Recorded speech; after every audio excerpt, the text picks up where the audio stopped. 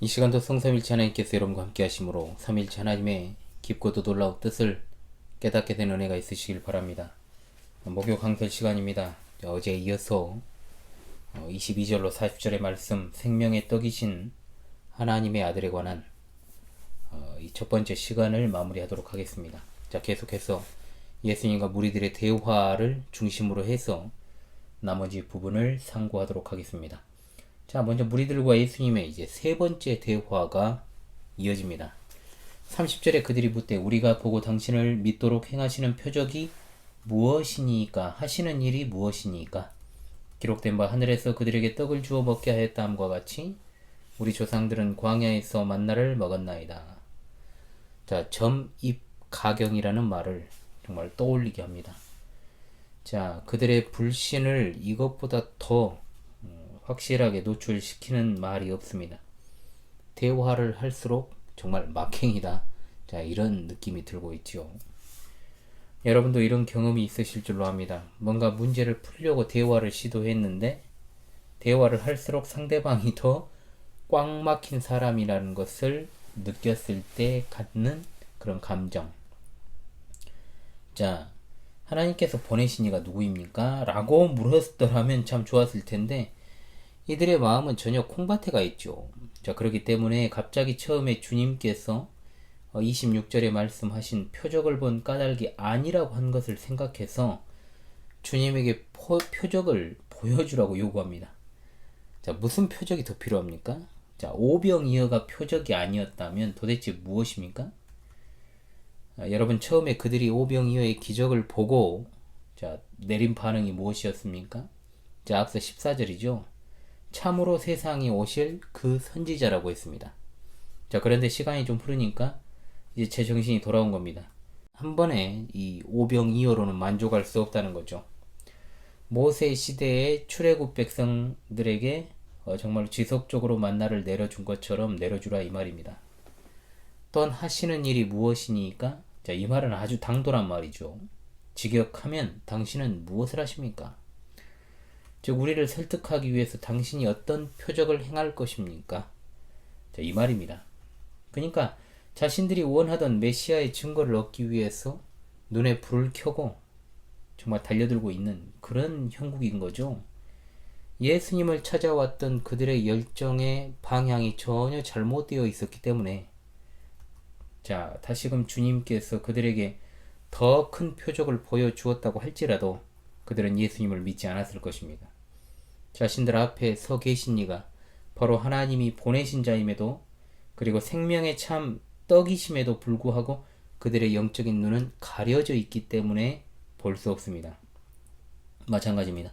살아계신 하나님의 말씀에 그 기록된 말씀을 보고 그리고 그 기록된 말씀을 강설하는 것을 듣고 그 말씀을 가르치는 것을 듣고도 믿지 못하는 자들, 절대로 죽은 자가 다시 깨어나도 그리고 홍해바다가 그들의 눈앞에서 갈라져도 떡 5개와 물고기 2마리로 5,000명을 먹였다고 할지라도 더 큰 이적이 일어날지라도 믿지 않습니다. 왜냐?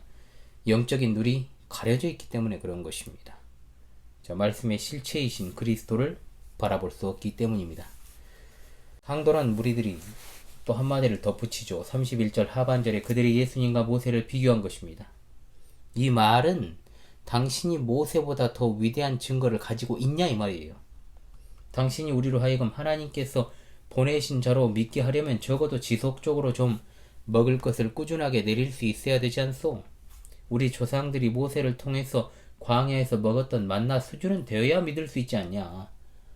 5,000명, 물론 이제 이거 5,000명은 남자 장정의 수만 5,000명인 거죠. 압니다. 그런데 한 번이잖아요. 반면에 모세 시대 우리 조상들은 40년이나 하늘에서 내려준 떡을 먹었습니다. 그러나 너무 아이러니하게도 그들의 조상들은 만나를 하찮은 음식으로 여겼죠. 만나라는 이름 자체가 그것을 무시하기 위해 쓴 말이라는 것. 자, 주목해야 됩니다. 만나의 뜻은 이게 뭐냐예요. 이게 뭐냐? 이게 무엇인가? 그렇게 많은 세월이 흘렀지만 영적 본질을 알지 못하고 있음이 여기서 그들의 후손에게서 그대로 드러나고 있는 겁니다. 예수님께서 말씀하십니다. 그들의 어리석은 질문에는 직접적으로 대답하지 않으시고 은혜롭게 말씀해 주십니다. 그들이 정말로 오해하고 있는 것을 지적하시죠. 하늘로부터 내린 떡은 모세가 너희에게 준 것이 아니라 바로 하나님께서 직접 너희에게 주신 것이다. 모세는 도구입니다. 그 도구를 통해 하나님을 봐야 되는데 이들은 가리키는 손가락, 즉 모세를 본 겁니다. 모세가 너희에게 하늘로부터 떡을 준 것이 아니라고 했을 때의 너희는 광야에서 떡을 먹은 그들의 조상을 가리키고, 뒤에 내 아버지께서 너희에게 하늘로부터 참 떡을 주신다라고 했을 때 너희는 지금 예수 그리스도 앞에 있는 무리들을 말하는 겁니다. 동일선상에 놓고 그렇게 말씀하십니다. 그렇다면 당연히 광야에서 그들의 조상에게 떡을 주신 그분이 참떡을 주신 아버지와 동일하신 분이 아니겠느냐? 자, 33절은 하늘로부터 하나님이 주시는 참떡이 왜 참떡일 수 있겠느냐를 설명합니다. 여기엔 빠져 있습니다만 원문에는 왜냐하면이라는 접속사가 있습니다. 하나님의 떡이라는 말은 하나님께서 주시는 떡으로 번역이 되어야 됩니다. 즉 하나님께서 주시는 떡은 하늘에서 내려와서 세상에 생명을 주는 떡이기 때문에 참떡입니다. 참떡의 존재는 생명과 직결이 됩니다. 그 생명의 원천은 하늘입니다. 자, 하늘로부터라는 문구가 잘 드러내고 있지요. 그러므로 참떡이냐 아니냐를 결정하는 것은 생명을 제공하느냐 못하느냐에 달려 있습니다. 죽어가는 세상을 위해 아버지께서 준비하신 것은 하늘로부터 그의 독생자를 보내시는 일이었습니다. 여기에는 중요한 대조가 있죠. 광야에서 만나를 먹은 이스라엘인들은 모두 죽었습니다. 그러므로 만나는 참떡이 아닙니다. 오로지 그리스도께서 참된 떡이십니다. 왜냐? 그는 생명을 주시기 때문입니다. 만나는 이스라엘만을 위한 것이었지만 참된 떡은 세상에 생명을 준다라는 것이죠. 여기서의 세상은 모든 인류를 다 가리키는 말은 아닙니다. 아담의 모든 후손에게 생명을 주신 것이 아니고 택자들, 곧 성도들의 세상에, 우주적인 교회에 생명을 주신 것입니다. 그러므로 우리 주님은 이스라엘이라는 한계를 벗어나서 택한 이방인들에게도 적용되는 이 말씀을 의도적으로 사용하신 것입니다. 이와 같은 예수님의 말씀이 주어지자 무리들은 기다렸다는 듯이 이렇게 말하죠. 주여, 이 떡을 항상 우리에게 주소서. 자, 떡이 한 번 공급되고 마는 것이 아니라 항상 공급되기를 원하고 있습니다. 만나와 같은 것을 원했던 거죠.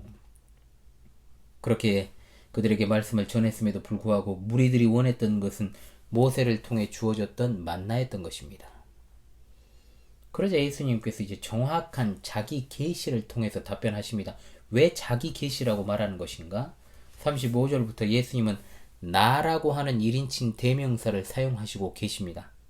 참떡, 생명의 떡을 이제는 자신에게 연결짓고 계시는 거죠. 이 연결고리는 청중들에게 본격적으로 거부감 들게 만들어요. 이제부터는 마음의 문이 닫히기 시작합니다. 떡에 관심이 많던 이들이 떡떡하니까 눈이 동그랗게 돼가지고 듣다가 예수님께서 자신이 생명의 떡이라고 하니까 그들이 받아들이지 못한 것입니다. 또한 동시에 예수님은 말씀하시기를 개인에 대해서 말씀하십니다. 내게 오는 자, 나를 믿는 자, 예수 그리스도를 믿는다는 것은 뭐라고 했습니까? 그가 행하신 일, 즉 하나님의 아들에 대한 하나님의 증거를 받아들이는 것이요, 구원을 위하여서 유일하신 아들을 의지하는 것이라고 했습니다. 그냥 오는 것이 아닙니다. 교회에 다닌다고 구원을 받는 것이 아닌 것과 같습니다. 마음에 사랑이 넘치는 확신을 가지고 나오는 것입니다. 히브리서 11장 6절에 믿음이 없이는 하나님을 기쁘시게 못하나니 하나님께 나아가는 자는 반드시 그가 계신 것과 또한 그가 자기를 찾는 자들에게 상 주시는 이심을 믿어야 할지니라. 의사에게 고침을 받으려 하기 전에 그 의사의 진료 과목이 뭔지를 알아야 되지 않습니까? 그의 능력을 믿어야 하는 것과 같습니다. 줄이지 아니하고 목마르지 아니할 것이라는 우리 주님의 말씀, 시청자 여러분, 그리스도인은 결코 줄이지 않고 목마르지 아니합니까? 분명히 그렇습니다. 그러나 현실은 아닌 것 같다라고 혹시 여겨지십니까? 주님의 이 말씀은 우리의 불완전한 인식과 이해에 따라서가 아니라 주님 안에 있는 충만하심과 만족하심에 따라서 말씀하신 거라는 것을 믿으십시오. 우리가 고생하고 고난을 겪는 것은 우리 자신 때문이지 주님 때문이 아닙니다. 우리가 지금 줄이고 목말라 있다면 그것은 우리의 줄임을 채우시고 갈증을 해소시킬 수 없으셔서가 아니라 또한 그가 충족시켜 주시고자 하는 마음이 없으시기 때문도 아니고 우리에게 믿음이 거의 없기 때문입니다. 그리고 주님의 풍족하심으로 매일 식량과 물을 얻지 않기 때문에 그렇습니다.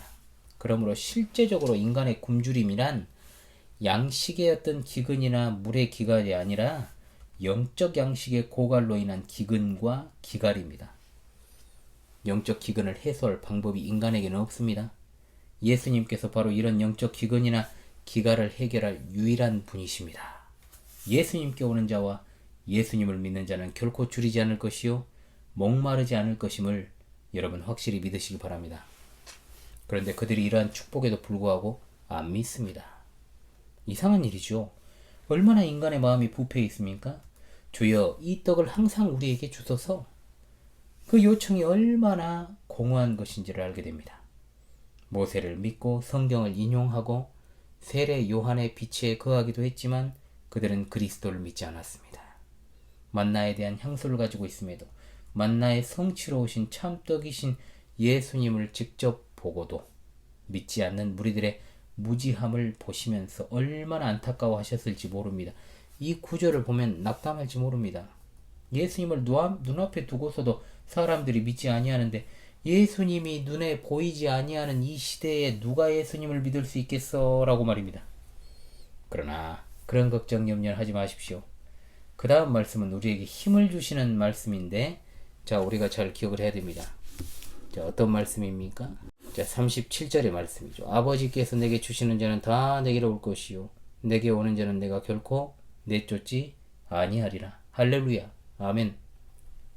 요한복음 17장 2절에도 아버지께서 아들에게 주신 모든 사람에게 영생을 주게 하시려고 라고 되어 있고 6절에도 말씀하시기를 세상 중에서 내게 주신 사람들에게 내가 아버지의 이름을 나타내었나이다. 그들은 아버지의 것이었는데 내게 주셨나이다 라고 했습니다.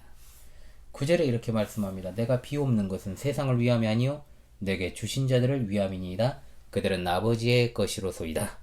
에베소 1장 4절 말씀 곧 창세전에 그리스도 안에서 우리를 택하셨나이다. 그리스도에게 주어진 자들은 창세 전부터 이 놀라운 영광을 위하여 하나님의 택하심을 받은 자들입니다. 데살로니가 후서 2장 13절에 하나님이 처음부터 너희를 택하사 구원을 받게 하셨느니라. 아멘. 이 부족한 종도 이 현우리도 얼마나 이 말씀으로 위로받는지 모릅니다. 아버지께서 내게 주시는 자는 다 내게로 올 것이요. 교회 안에서 청중들에게 말씀을 전해도 별로 반응이 없고 또 말씀을 전해도 그 말씀에 반대되는 행동을 할 때 세상에는 정말 믿는 자보다 믿지 않는 자가 훨씬 많음을 볼 때 내가 참 오늘 또 공허한 말을 하고 있는 것처럼 여겨질 때 하나님의 말씀을 강설하는 것과 삶이 별개로 나아가는 것처럼 보일 때 저는 이 말씀이 얼마나 위로가 되고 또 위로가 되는지 좀 창세전부터 아버지께서 아들에게 주신 자는 다 누구든지 그에게 올 것이라 사람도 세상도 마귀도 그 어떠한 것도 떼어놓을 수 없는 이 진리 안에서 성도들 또한 목자의 심정을 가지고 복음의 씨앗을 뿌리시길 바랍니다. 그리고 또한 무엇보다 우리의 패역함과 부패함에도 불구하고 우리를 창세 전에 택하사 이 복되고 놀라운 자리로 불러주신 하나님께 감사하시길 바랍니다. 자, 우리가 한 것이라고는 지금도 하나님을 숨기기 급급하고 그분의 말씀 반대로 나아가기를 즐겨하는데 그럼에도 불구하고 우리 주님은 내게 오는 자는 내가 결코 내쫓지 아니하리라 말씀하십니다. 내게 오는 자는 아버지께서 내게 주신 자라는 말씀으로 설명이 됩니다. 우리 하나님 아버지께서 그들이 그리스도께로 나오도록 예정하지 않으셨다면 아무도 그에게 오지 아니하였을 것입니다. 믿는 자는 영생을 주시기로 작정된 자들이기 때문입니다. 누구든지 때가 되면 그에게 옵니다. 또한 내쫓지 아니하신다는 이 말씀에서 우리는 그리스도인의 영원한 안전과 보전을 바라봅니다. 그에게 온 자는 어떤 상황에서도 쫓겨나지 않습니다. 한번 구원받은 자는 결코 그 구원에서 탈락하지 아니합니다. 왜냐하면 내가 붙드는 것이 아니라 주님이 붙드시고 인도하시고 보호하시기 때문입니다. 그 다음 말씀은 우리 주님의 사역을 그대로 보여줍니다. 그리스도께서는 아버지의 뜻을 행하시기 위해 이 세상에 오셨습니다. 나를 보내시니 즉 하나님 아버지의 뜻은 37절 마지막 부분을 설명해 주시는 말씀입니다. 내게 주신 자 중에 내가 하나도 잃어버리지 아니하고 마지막 날에 다시 살리는 이것이니라. 아멘. 영원하신 하나님의 애정이 영원한 안전을 보증합니다. 마지막 날은 마지막 종말의 때, 심판의 때를 말합니다. 그때가 되면 하나도 잃어버리지 않았음이 분명하게 입증될 것입니다. 내 아버지의 뜻은 아들을 보고 믿는 자마다 영생을 얻는 이것이니 마지막 날에 내가 이를 다시 살리리라. 아멘. 성령께서 이 시간 여러분의 마음 가운데 뜨겁게 조명하여 주심으로 이 진리를 받아들이시기를 소원합니다.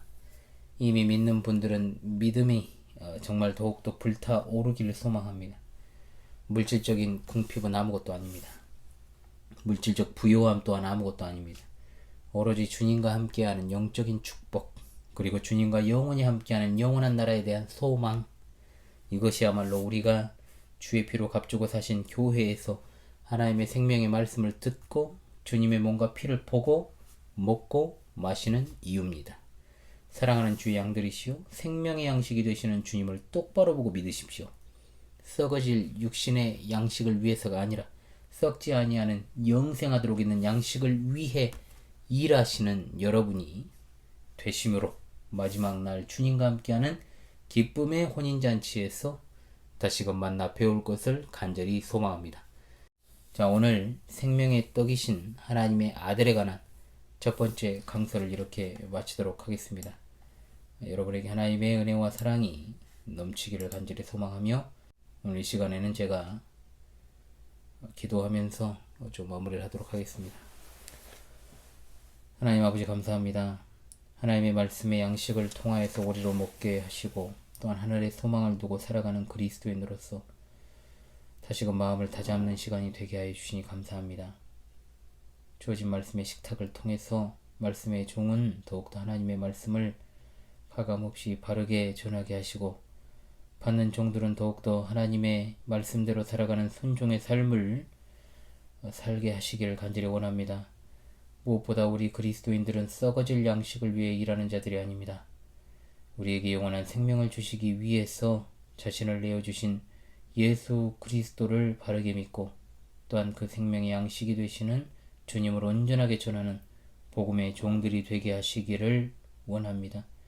이 마지막 때를 살아가는 우리 광주 신실한 교회 성도들과 또한 현월TV 방송가족, 우리 하늘가족들 모두 더욱더 그 이름에 합당하게 하나님을 신실하게 예배하는 자들이 되게 하시고 하나님만을 두려워하고 하나님의 말씀을 지키며 또한 신앙의 정절을 지키고 날마다 은혜 안에서 참된 자유를 누리게 도와주시옵소서.